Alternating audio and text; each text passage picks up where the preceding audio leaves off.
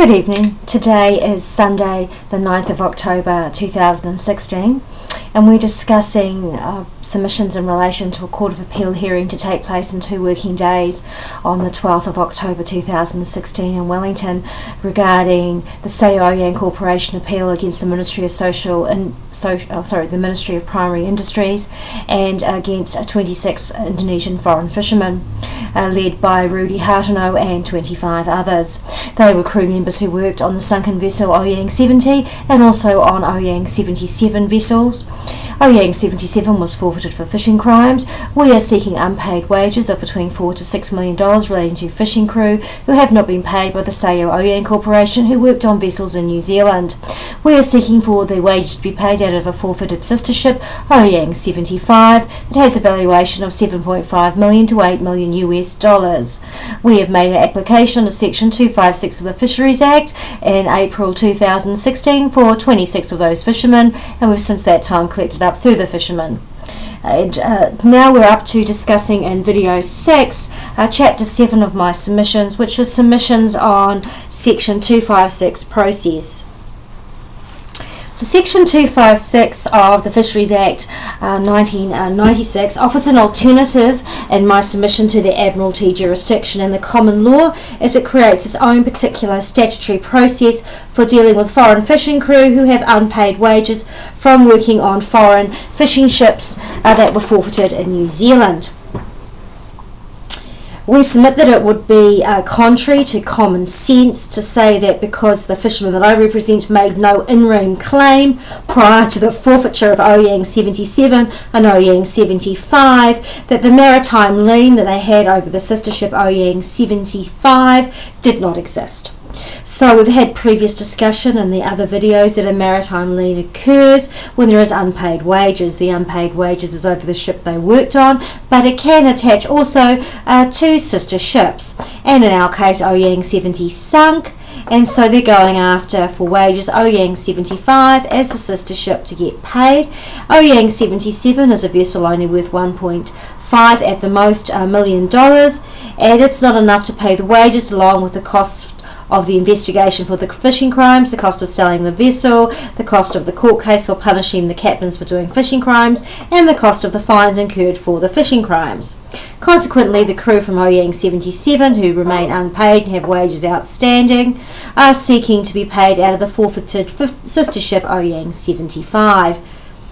Okay, so we say that although the Oyang 75 wasn't arrested before it was forfeited, because that was just impossible in the circumstances relating to my crew, given that they could not get a lawyer and they didn't know what their rights were, and they didn't get a lawyer until after the vessels were forfeited. So we can't just say that their rights in relation to the unpaid wages don't exist. We submit that if one vessel alone is insufficient to pay the outstanding wages because of the low value, such as with Oyang 77, then the maritime lien extends to the forfeited sister ships, in this case the Oyang 75. We submit that there's no public policy reason to exclude this type of relief claim. It would offend public policy and the public interest to deny foreign fishing crews the ability to claim their unpaid wages when the vessel they worked on in New Zealand waters is lost and they have other sister ship vessels forfeited for fishing crimes. We submit there's a strong public interest in ensuring that foreign employees who are recruited on an authority in principle to recruit from a foreign company to work in New Zealand on New Zealand work permits receive the minimum wage and the other entitlements that they were supposed to and legally were required to receive in New Zealand. The circumstances of the recruitment of these fishermen that I represent, their treatment on board the Oyang vessels, and the underpayment of their wages in my submission fits the definition of forced labour provided by the International Labour Organization. This claim is supported on an evidential basis by the affidavits from expert witnesses, and we have filed affidavits from Dr. Christina Stringer and Dr. Glenn Simmons, and we've also filed an affidavit from Michael Field, who has written this book, The Catch, which summarises what's happened on the Oyang vessels in New Zealand, including the death of 6 fishermen when Oyang 70 sank. It is our submission that the fishermen that I represent have no other viable legal options to obtain relief for their unpaid wages. If they are denied the ability to get relief from forfeiture over the sister ship Oyang 75, then the New Zealand legal system will have failed a class of vulnerable persons and will have allowed human rights abuses and economic exploitation to have occurred without sanction. The 2002 amendment to Section 256 of the Act was passed after the Clarabot case, which is called the Russian case, which illustrated the extreme difficulty foreign crews face in accessing legal services and justice. It was a protracted case and an endurance test that only a few of the Russian members completed. It was 106 Russians who applied for their unpaid wages when 5 or 6 of the vessels they worked on were forfeited. And it was so complicated, the process. They started with a legal aid lawyer, they lost legal aid, they had no lawyer, they struggled to do their paperwork, the judge was almost beside himself trying to deal with the case with people with no representation who speak Russian. And in the end, only 6 survived to the end of the case to have their wages awarded. So 106 people hadn't been paid, and 100 gave up because it was too hard and they couldn't understand the process, they didn't know what to do, they didn't have a lawyer, and it was taking over a year, and they couldn't just keep sitting, living in poverty on forfeited fishing ships on the dock in the viaduct of Auckland. This was back in the 1990s, and the law was changed. Well, that was the end of that chapter because there's a word limit and I had to be really short about it, so I wasn't able to go into any great details, so it only left a page and a half of submissions, which I found that I have to verbally add to. So in my submission in relation to forced labour, it meets the definition as set up by the World Labour Organization. That definition was all work or service that is extracted from any person under the menace of any penalty and for which the said person has not offered himself voluntarily. The menace of a penalty does not need to be in the form of penal sanctions, but may take the form of a loss of rights and privileges. The menace of a penalty can take many different forms. For example, a menace may range from psychological threats through to physical violence or restraint or threats. Underpayment of wages in human trafficking cases includes forced overtime and other forms of excessive work which are not adequately remunerated.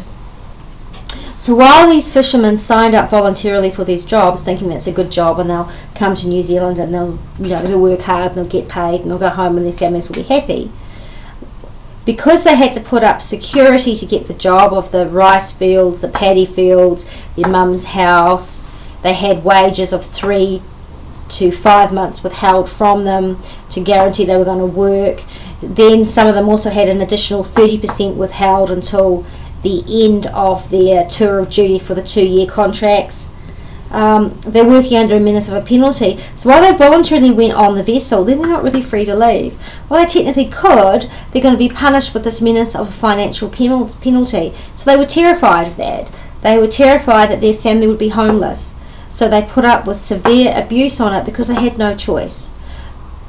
And my next chapter goes in to discuss some other features of it, but basically, if you're not getting paid the New Zealand minimum wage, the wage you're getting of the $200 a month up to $290 a month, depending on what contract you were on, that's been withheld for you for the first 3 to 5 months, plus some have the additional 30% over the rest of the contract are withheld from them. The threat of their mum's house and paddy fields being taken off them. You've got forced labour, living in abject conditions. There's rape, physical, mental abuse going on in the vessel, assaults, bullying, fear. They're working in fear, that threat of the financial penalty hanging over them. And these are desperate people as well. They live on or below the poverty level at home and they really need the wages. So we need a process where they can apply under Section 256 and there's no public policy reason as to why this claim can't be made over a sister ship. I must say the editing of the submissions to try to get them down to this word limit just really takes the guts out of everything, and there's so much that really needs to be explained, and just a page and a half of 1, 2, 3, 4, 5, 6, 7 paragraphs just doesn't do any of that any justice. But it would be worse not to be in the page limit, because if you're not in the page limit, then maybe they won't read it. So the Court of Appeal has rules that we need to comply with. But that there was Chapter 7. I hope you found that helpful.